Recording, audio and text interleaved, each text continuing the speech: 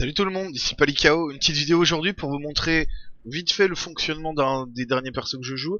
C'est un assassin, on appelle ça auto-bomber, c'est-à-dire on joue avec les deux Herald, Herald of Ice et Herald of Thunder, et le but du jeu c'est de courir au travers des monstres et de faire une réaction en chaîne avec les Herald et d'exploser tout le monde juste en traversant le pack des monstres.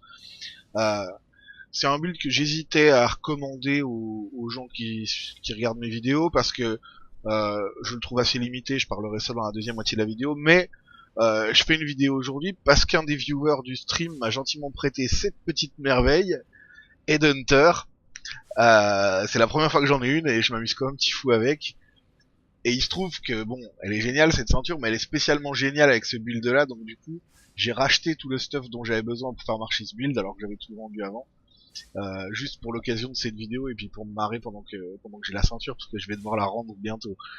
Euh, alors pour ceux qui savent pas, cette ceinture c'est l'item unique le plus cher du jeu. Je pense que si je vends tout le stuff de tous mes persos, je peux en acheter la moitié d'une à peu près. Euh, et elle est super puissante à cause de la dernière affixe surtout, qui est que quand vous tuez un monstre rare, vous gagnez ses pouvoirs pendant 20 secondes.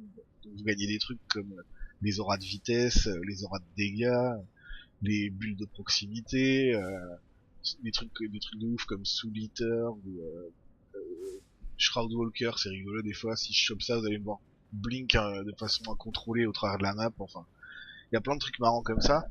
Et du coup, c'est censé booster ma clear speed de ouf. Et ma clear speed, elle est déjà bien pétée avec ce build là, même sans la ceinture. Donc vous allez voir, les deux ensemble, ça devrait être pas mal. En plus, j'ai sextanté la map comme un goret, donc il y a plein de monstres en plus, des monstres qui soignent, des monstres de froid, des monstres de feu, plein de pack size en plus, enfin bon, ça devrait le faire. Et puis pour la petite cerise sur le gâteau, j'ai rajouté ces gants aussi qui me filent rampage. Donc comme ça devrait être fun.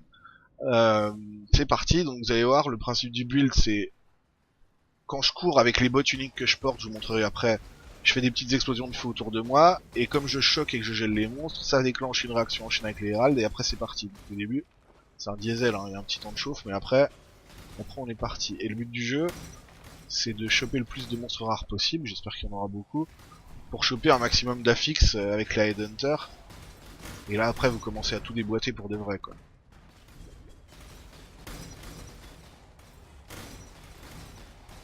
Tiens là il y en avait un. Bon on lootera une autre fois, hein, c'est pas le jour.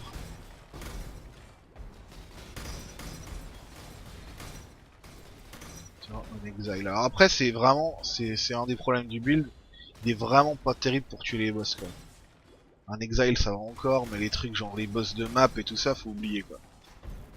Même si là je suis dans une map T10, vous verrez je vais même pas essayer de faire le boss, hein. Je vais le zapper direct. Là il y a un... Comment ça s'appelle, un Harbinger, donc les Harbinger ils sont géniaux quand on a eu les Hunters parce qu'ils arrêtent pas de se mener des rares, donc là je vais choper 15 000 affixes de rares, ça va être léger. Essayer de pas perdre le rampage. Putain de merde, je suis...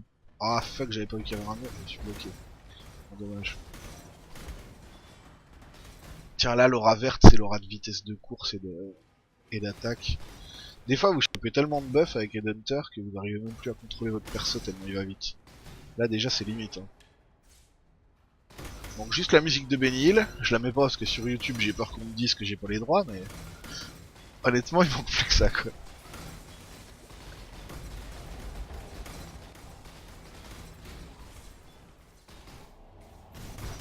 Donc vous voyez le concept du build c'est pas bien compliqué, un jeu court, tout le monde meurt autour de moi quoi. Sauf quand il y a ce putain de... Tiens bah voilà maintenant c'est mes alliés à moi qui peuvent pas mourir. Ah puis j'ai une petite bulle de proximité aussi, c'est parti.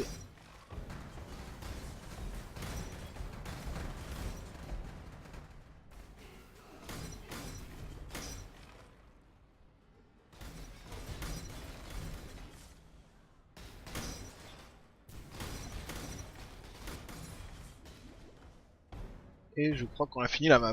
Voilà. Bon dommage que j'ai perdu le rampage au milieu, mais vous voyez c'est quand même bien pété quoi. Donc voilà, c'est le genre de folie qu'on peut se permettre quand on a eu des Hunters. Je désespère pas d'en choper une à moi un jour, là pour l'instant c'est juste un prêt. Vite fait je vous montre comment marche le build, je veux pas faire un guide détaillé encore une fois, mais en gros le concept c'est, vous avez deux Herald, Herald of Thunder et Herald of Ice. qui vont s'entretenir l'un et l'autre grâce à cet anneau, parce que cet anneau il permet à vos dégâts de froid, à vos dégâts de foudre d'être convertis en dégâts de froid. Donc mon Herald of Ice, mon Herald of Thunder va geler, pardon, et du coup déclencher les explosions du Herald of Ice. Euh, En plus, mon Herald of Ice qui fait des dégâts de froid et des dégâts de foudre va aussi choquer les monstres quand je tue des monstres gelés. Donc si je tue des monstres gelés, ils sont choqués aussi, et du coup ça déclenche le Herald of Thunder. Enfin vous voyez, c'est un espèce de d'effet boule de neige comme ça. Et puis ce qui vous permet de faire ça et d'être efficace, c'est cette armure et ce casque. Grâce au casque, vous chopez 2 gemmes support 18 gratos, donc c'est comme si mon Herald of Ice il était 6 link en fait. Et grâce à cette armure, bon là j'ai que 5 links, je pourrais avoir 6, mais ça coûterait plus cher. Mais surtout l'intérêt de l'armure, c'est que le Herald, les deux Herald réservent 45% de mana quoi qu'il arrive, même si vous mettez plein de gemmes support. Parce que des builds comme ça avant vous pouviez en faire, mais vous étiez limité genre à 4 gemmes support, parce qu'après ça coûtait trop cher en mana. Maintenant, les deux coûtent 45%, même avec 18 gemmes support si vous pouvez en mettre 18. Donc vous êtes tranquille. Et puis le dernier item du build, c'est les bots, qui donnent un sort particulier qui s'appelle Aberrate Fury. Alors on le voit pas ici, on verra si j'étais dans la map. Voilà, Aberrate Fury, c'est ce qui fait que je fais des petites explosions de feu autour de moi, vous voyez, quand je cours. Et c'est ça qui déclenche la réaction en chaîne initialement. Après, une fois que les heralds sont lancés, ça sert plus à rien, mais au début vous en avez besoin, parce que vous avez rien d'autre pour tuer les monstres. Et voilà, et après vous jetez une Headhunter par-dessus, vous jetez des gants qui filent Rampage par-dessus, et c'est parti pour le faire. Donc voilà, ça c'est le build en gros. Pourquoi je voulais pas faire un guide vidéo sur sur ce build là, c'est que il est très spécifique dans son utilisation. Le build il sert à farmer très très vite des maps très faciles. Vous pouvez tuer aucun boss, vous pouvez, ça marche mal quand vous essayez de faire des maps trop difficiles, parce que vous voyez j'ai pas beaucoup de PV, j'ai pas de S pratiquement. Je passe à travers les monstres, donc il y a des chances qu'ils m'éclatent la gueule dès qu'ils sont un peu trop forts. Faut pas essayer de faire une map T16 avec ça, hein. J'ai déjà essayé, j'ai eu des problèmes quoi. Donc c'est bien pour farmer des maps, disons, entre 6 et 10, quoi. Et par contre, ça va hyper vite, quoi. Il y a pratiquement aucun build qui va aussi vite, quoi. C'est du niveau Valspark ou Valfireball ou des trucs comme ça, quoi. Donc, c'est hyper bien pour PEX, c'est hyper bien pour farmer des currency, c'est hyper bien pour monter des gemmes aussi. Il y a pas mal de gens qui s'en servent pour PEX des gemmes à 200 à l'heure. Avant, la grande mode pour monter les Enlighten ou les Empower super vite, c'était de farmer Dried Lake avec des Valsparkers. Bah ça peut très bien remplacer un Valsparker pour monter des gemmes super vite en début de ligue, quoi, et faire du podium grâce à ça. En dehors de ça, comme il est assez limité dans ses applications, le build, c'est pour ça que je voulais pas faire un guide, parce que je voudrais pas que les gens soient déçus après s'ils essayent de monter ça comme perso. Déjà, ça coûte super cher à monter, et deux, on peut vraiment pas tout faire avec, quoi. Donc méfiez-vous. Mais si vous avez envie d'essayer, moi je savais, hein, les limitations avant de faire le build, je savais que ça allait pas pouvoir tout faire, mais j'en avais jamais fait, j'avais envie d'essayer, donc voilà. Après j'avais revendu tout le stuff, mais comme là, mon pote il m'a prêté la Headhunter, j'avais envie de réessayer, donc j'ai tout racheté en fait. J'ai tout racheté pour pouvoir réessayer avec la Headhunter. Voilà, avant de devoir la rendre plus tard dans la journée, je pense que je vais faire d'autres vidéos qui mettent en scène cette petite merveille là. Notamment j'aimerais bien vous montrer une version du Wonder un peu différente de ce que je vous ai montré jusqu'à maintenant. Et puis voilà, donc attendez-vous à voir d'autres vidéos pop sur YouTube dans pas longtemps. D'ici là, amusez-vous bien, lootez plein d'exalt, chancez plein de Headhunter, et à la prochaine. Ciao.